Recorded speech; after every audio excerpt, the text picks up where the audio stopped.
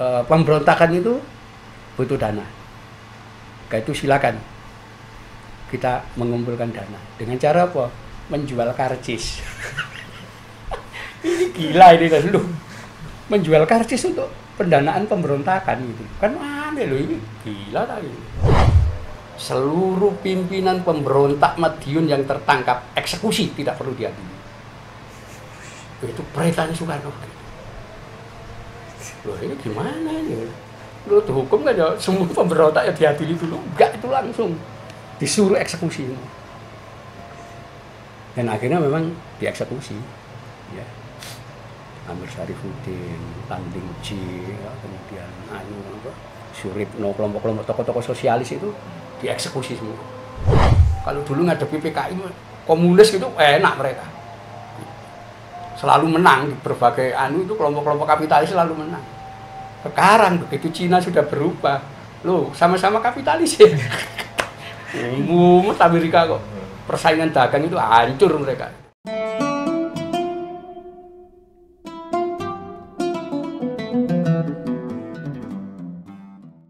Assalamualaikum warahmatullahi wabarakatuh. Waalaikumsalam warahmatullahi wabarakatuh. Sobat NU online dimanapun berada, kali ini kita sedang berada di kediaman Kiai Haji Agus Sunyoto di Malang.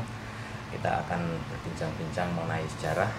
Beliau adalah Ketua Pusat Lembaga Les Bumi PBNU, juga penulis buku bestseller Atlas Wali Songo dan novel terkenal tentang laku Syekh Siti Jenar Sulu Abdul Jalil.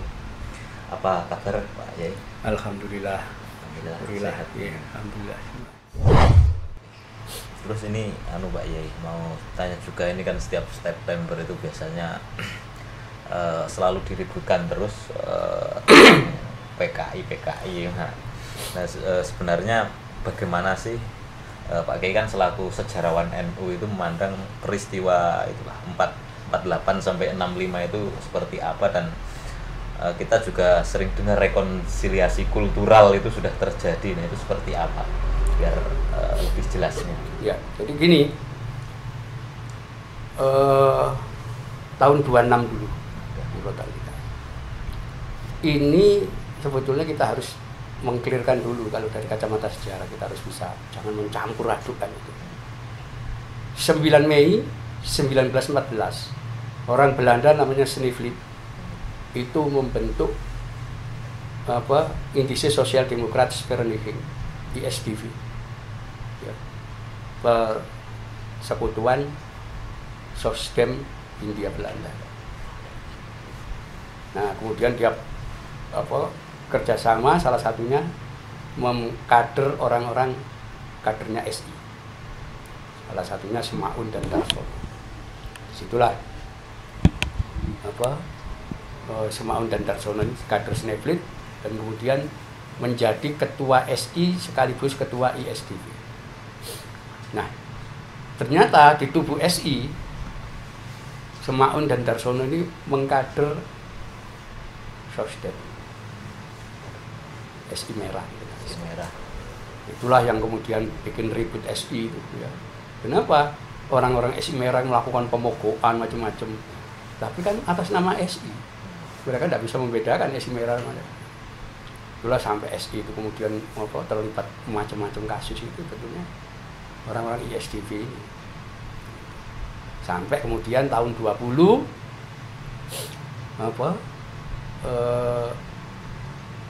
ISDV ini melebur menjadi Perserikatan Komunis Hindia PKH. Nah, SI sudah hancur ya, karena ulah dari dua orang ini, termasuk dalam kasus Afdelin B di Garut dan seterusnya itu. Cokroaminoto sempat ditahan ya, diadili.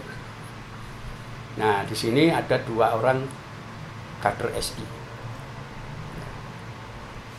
Ketika ISDV melebur menjadi PKH, ya, Perserikatan Komunis Hindia, ada dua kader SI namanya Alimin dan Musa. Tegas dia menyatakan ISDV masih ada, belum lebur. Saya yang mimpin.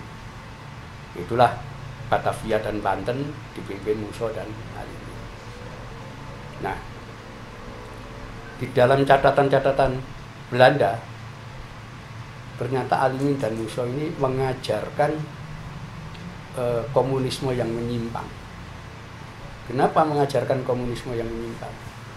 Musa dan Alimin ini menyampaikan kepada para pengikut komunis ISDV itu, yang disebut komunisme itu adalah ajaran perang sabil ngelawan Belanda.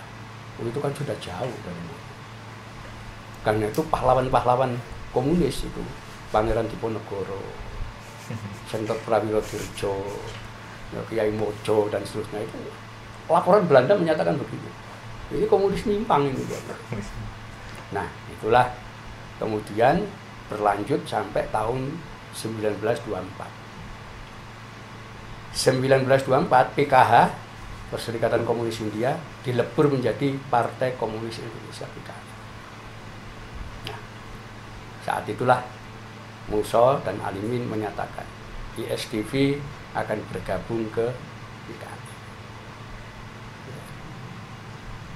Enggak sampai setahun, tahun 1925, tiba-tiba Musa dan Alimin merencanakan pemberontakan. Wah, itu orang-orang ISDV sing asli di situ, golongan Semaun, kan ketua PKH itu Semaun dan ketua PKI pertama juga Semaun. Kaget dan marah mereka. Ini mau menghancurkan PKI ini Musa ini. Kenapa? Loh, baru dibentuk kok 924, masa langsung berontak? Itu dari mana nalarnya? Ini bunuh diri ini, aduh sudah. Dan yang aneh, seperti memberitahu kepada pemerintah Belanda, orang-orang PKI waktu itu yang dengan Musa itu, pemberontakan itu butuh dana.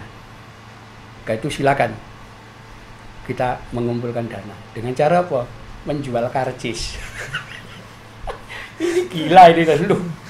Menjual karcis untuk pendanaan pemberontakan gitu. Kan aneh loh, ini gila tadi. Itu akhirnya sampai tahun 1926 ya, 12 November 1926 PKI berontak betul. Padahal di Madiun. Oh enggak, di Solo. Di Jakarta sama Banten. Gitu.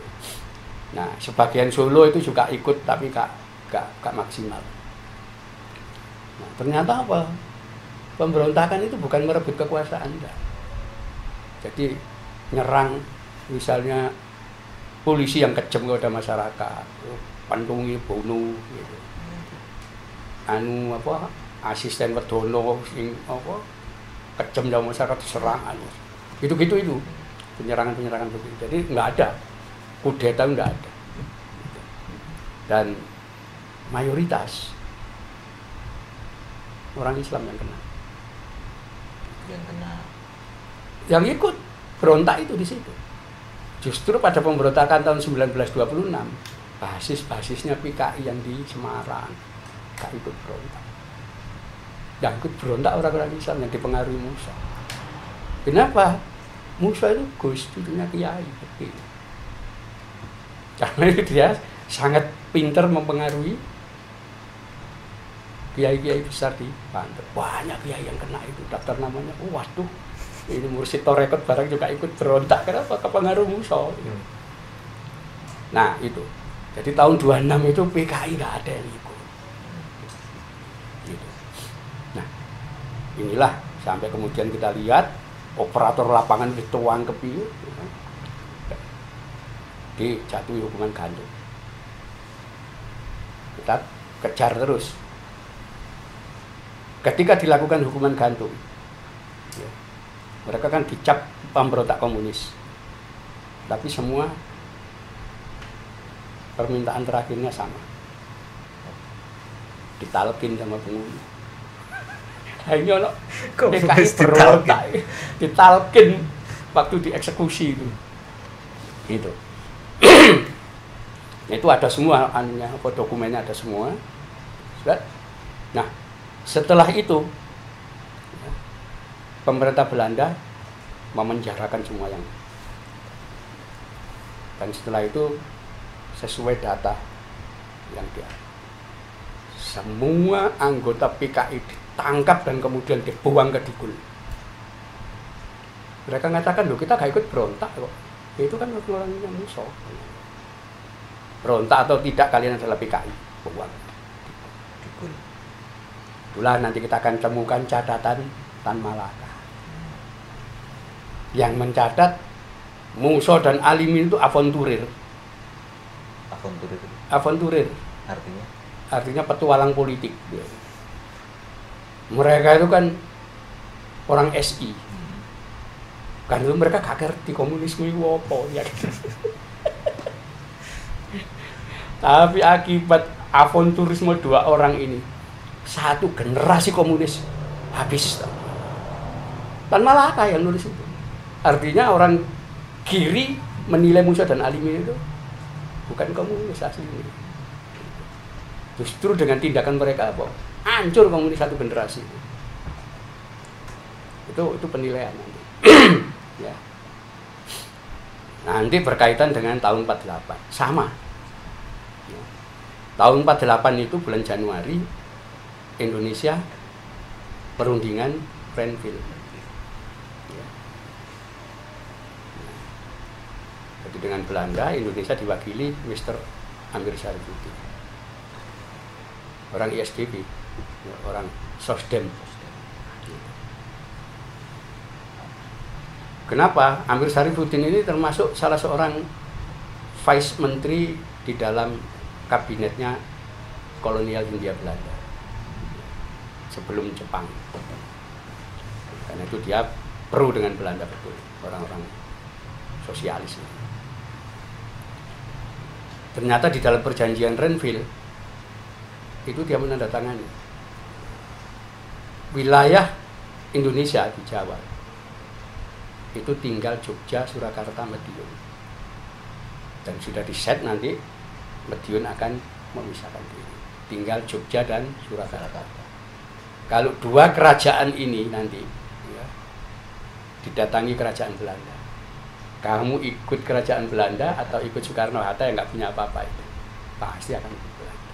Skenario-nya seperti itu. Nah, itu sebabnya Musa yang ada di Moskow datang dari Moskow. Dia turun di Tulungagung di rawa-rawa campur darat itu pakai pesawat yang mendarat di air itu. Setelah itu dia pulang ke Kediri, ke pesantren. Habis itu dia ke Jogja. Nah, setelah di Jogja dia mengumpulkan semua tokoh-tokoh kiri, jaringannya Amir Syarifuddin dan karena Amir Syarifuddin waktu itu jadi menteri, karena kegagalan dia dalam Renville dia dicopot, kehilangan itu. Akhirnya didatangi Musa, semua ditanya gimana kalian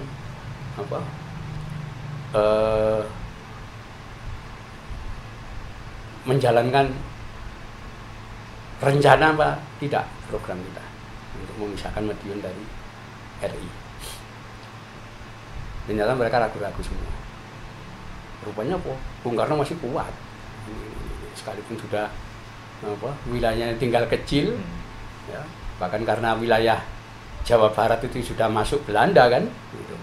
Itu kan Siliwangi diusir harus keluar dari itu karena Siliwangi masih PNI. Gitu.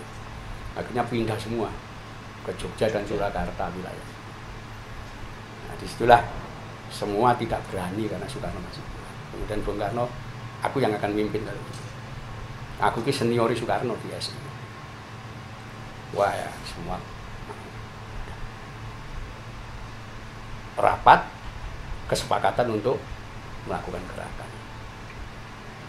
Itulah kemudian semua tanda tangan akan melakukan gerakan memisahkan Madiun dari RI.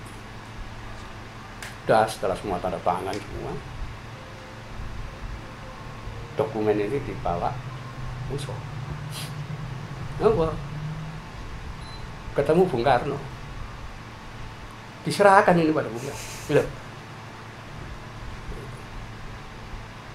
Akhirnya apa? Ya terkejut Bung Karno. Kok serius orang-orang? Iya dia. Mereka akan gulingkan republik yang kita cita-citakan. Nah itu. Setelah itu Musa pamitan. Aku ke Madiun, perang kita. Oke. Wah itulah perang Soekarno Musa itu di media. Baru saling menghujat saling itu. Tapi itu kan sudah tahu. Wah ini perang abal-abal ini kalau inti ceritanya. Ya Bung Karno sudah tahu kok siapa aja yang.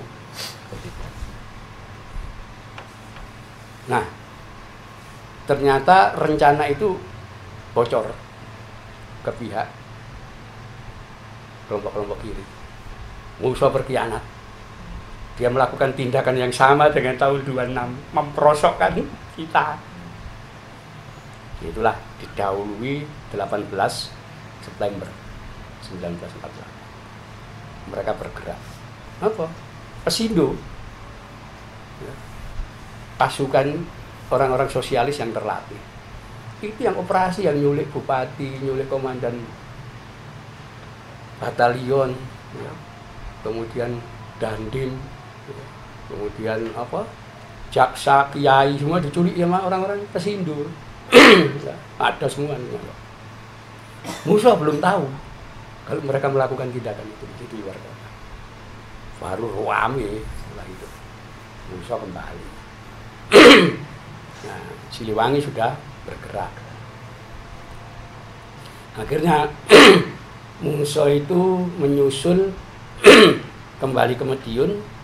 Dia ketemu dengan pasukan induk pemberontak di bawah Mayor Jenderal Joko Suyono. Ketemu di Ndungus. Ya sudah kita bareng-bareng. Apa? Joko Suyono tahu pengkhianat ini.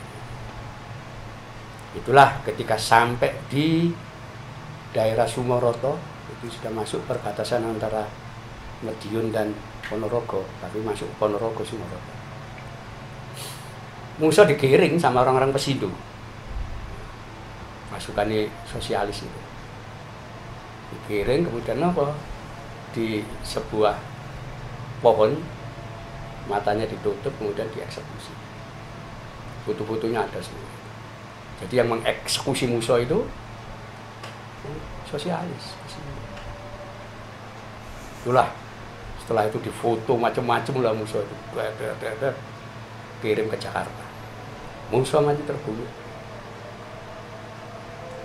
Bung Karno kan lihat laporan, foto-foto, bener Musa mati terbunuh. Ngamuk Bung Karno ini. Begitu mendengar kabar Musa terbunuh dan foto-foto tunjukkan Musa memang mati terbunuh. Langsung memberikan instruksi kepada militer sebagai Panglima Tinggi Angkatan Perang Republik Indonesia. Seluruh pimpinan pemberontak Madiun yang tertangkap eksekusi, tidak perlu diadili. Itu perintahnya Soekarno. Loh ini gimana ini? Loh hukum kan ya semua pemberontak ya diadili dulu. Enggak, itu langsung disuruh eksekusi. Dan akhirnya memang dieksekusi. Ya. Amir Syarifuddin, Landing Ji, ya, kemudian Suripno, kelompok-kelompok tokoh-tokoh sosialis itu dieksekusi semua. Nah itu kita bisa lihat, oh ternyata di balik 26 dan 48 ini ada sesuatu yang beda. Ternyata yang dieksekusi itu semua orang sosialis semua, orang sosdem semua. Itu faktanya. Gitu. Itu sebabnya KNIP, ya, Komite Nasional Indonesia Pusat itu kan MPR zaman dulu dah, tidak membubarkan PKI mereka. Kenapa? Lo yang tertangkap di lapangan ini wong sosialis semua, wong PSI. Bukan orang di situ. PKI tidak dibubarkan. Tapi tetap pimpinan PKI seperti ketika dibentuk Perserikatan Komunis India. Ketuanya orang ISDP, sosdem. ketika jadi PKI tahun 24 itu juga ketuanya Maun orang. Jadi sepanjang sejarah yang namanya PKI itu pimpinan atas harus orang Sosdem. Disitulah akhirnya diserahkan kepada kader-kader Sosdem tahun 50. Aidit, Nyoto, Lukman, Wikana, itu kader PSI semua, orang sosialis. Itu tahun 50 dipimpin itu. Nanti tahun 52 baru bentuk sayap PKI-nya, anggotanya petani namanya BDI. Baru itu. Jadi nanti ada yang dari unsur Pesindo, pemuda sosialis ini pasukan terlatihnya PSI itu setelah pemberontakan itu mereka dilebur menjadi pemuda rakyat, dimasukkan ke dalam PKI. Nah ini nanti kita bisa lihat nanti tahun 65 itu kelompok-kelompok ini 48 semua jaringan itu. Jadi kita harus cermat kalau kita melihat itu, hati-hati. Ya, tapi pasca itu sampai hari ini kan ada kekhawatiran PKI bangkit lagi itu hanya mereka nggak tahu yang berkuasa itu kan istilahnya komunis siluman. Ya Sosdem itu yang dijadikan korban ya PKI bodoh bentukan barisan tani. Itu yang disembelnya, dibunuh ya kelompok-kelompok itu. Kalau sekarang isu PKI muat PKI akan bangkit lagi itu berarti hanya dari mana anunya? Ada ceritanya. Tidak ada ceritanya. Selesai gitu kira-kira. Iya, justru mereka itu kelompok-kelompok berjuis kapitalis itu sekarang malah mumet gitu. Kalau dulu ngadepi PKI komunis gitu enak mereka. Selalu menang di berbagai itu kelompok-kelompok kapitalis selalu menang. Sekarang begitu Cina sudah berubah, sama-sama kapitalis ya. Mumet Amerika kok. Persaingan dagang itu hancur mereka. Gitu. Rusia juga, bingung semua orang-orang kapitalis itu. Kenapa? Sama-sama kapitalis sekarang gitu.